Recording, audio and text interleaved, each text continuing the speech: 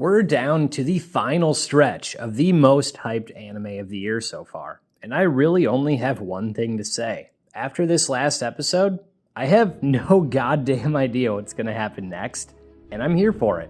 This episode essentially tells us 3 stories, constantly weaving back and forth between them, and we'll start with the one I'm most personally excited about. We're heading to Jeju, though not in the way I expected. S-Rank Jong-in has put together a crew to raid the island, including Hunter Cha, or for those who have seen past reviews, Blonde Girl. I thought for sure, especially after the last episode, that Jinu would somehow find himself involved in this raid, whether Manager An or the job change request would influence it. I didn't really know, but this group is already ready to go without him, which makes me think this may end in a bloodbath, and then he'll end up getting called in later. Solo Leveling has done an excellent job of keeping me on my toes, so I can't really say. Speaking of, the job change quest definitely keeps Jinu on his. There's a lot more that goes into it than I expected, facing off against different opponents to test his different abilities, having to deal with abilities based off all the foes he's defeated throughout. That was really cool,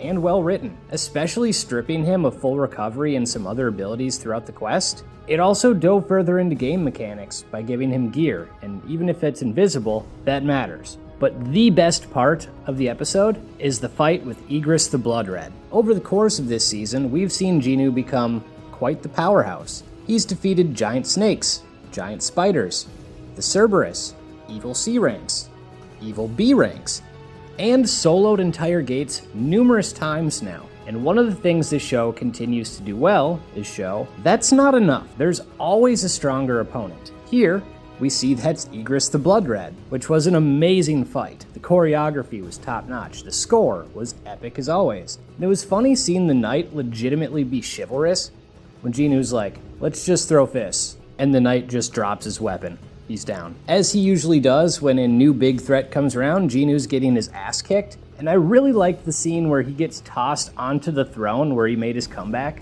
1, that's a really cool visual, and 2, it's an interesting implication. And despite winning a fight against a more powerful opponent, Jinu is not done. Now he gets to face Gears of War Horde mode, with infinite opponents to see how long he can last. I'm surprised this didn't take place in a bedroom. And I have to say, the system sending him a message saying good luck, like he's Liam Neeson in Taken, was hilarious. The last of the 3 stories is Jinu having a family dinner, and his family not really being aware of what he's been up to, or how useful Jinu is. We didn't get much here, but it's clearly important going forward. I truly have no idea how they're going to wrap some of this up in one episode. If I had to guess, we'll see Jinu face the Horde, Jinho's stuff will get pushed to next season, and everything will end with the Jong-in crew setting foot on Jeju. But I've been wrong about this show a lot, so it'll probably happen again. And lastly, shout out to Dougal12. All the engagement, especially with the entertaining comments, goes a long way towards making me want to keep making these videos. So thank you very much.